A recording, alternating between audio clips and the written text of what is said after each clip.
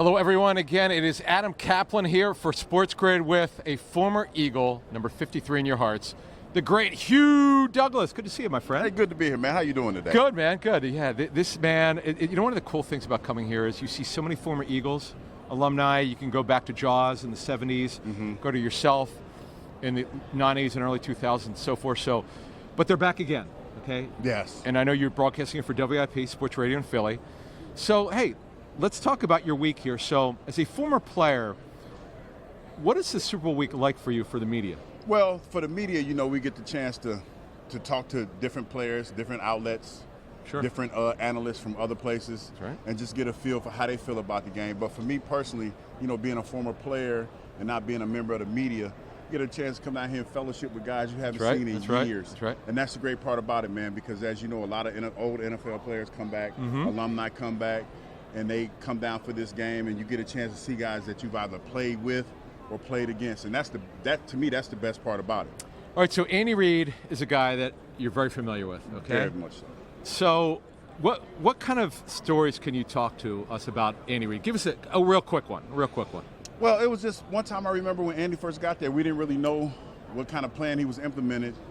We did 3 days of training camp where we were just, you know, getting after it for 3 days. And I remember being in the huddle, and I was like, I don't think Coach knows what he's doing. and he heard me, and he told me to quit complaining because we're getting better. And that's one story that I remember because at that point I didn't understand that Coach was trying to weed us out to figure out who was going to be the guys he could depend on Sunday. You know, and so that's why we had those hard training camps. And ever since then, that day, I had a tremendous amount of respect for Coach. Did you know, Hugh, that he was this great of a head coach, maybe the best in NFL history? No, I didn't. You know what? I think the coach that we see now is a coach that's learned from his mistakes. Okay. Because, you know, he got fired from Philadelphia. Sure. He probably had a couple blind spots there, but he grew from that, and he became a better coach for that. And now the Kansas City Chiefs are, you know, one of the teams that are being considered as a dynasty. That's right. And that's because of him, man. The fact that, you know, I was going back and I was looking at some of the old press clippings or the old press footage of when he traded up to get Patrick Mahomes, even though he had a quarterback. And people thought that he was crazy like a fox. Yeah. He went out there, and now you got teams that are looking at that trade and him trading up for him saying, damn, I wish we would have saw what Andy Reid saw. That's right. So, okay, let's fast forward to the game on Sunday. What do your Eagles have to do to beat the Chiefs? What we have to do to beat the Chiefs, I think that you have to figure out a way to slow down Patrick Mahomes. He's a phenomenal quarterback, man.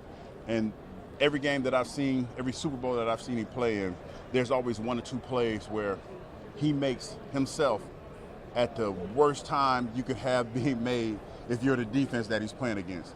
And those two plays that I think about, when they played the Eagles, when he pulled the ball down, he ran for like 20 yards. And he did it last year against the San Francisco 49ers late in the game. So he's a very patient quarterback. You have to stay within your coverages, and you have to stay sound on your assignments and everything, because if you don't, it's going to be that one time that if you have a breakdown in your assignment that he can take advantage of that.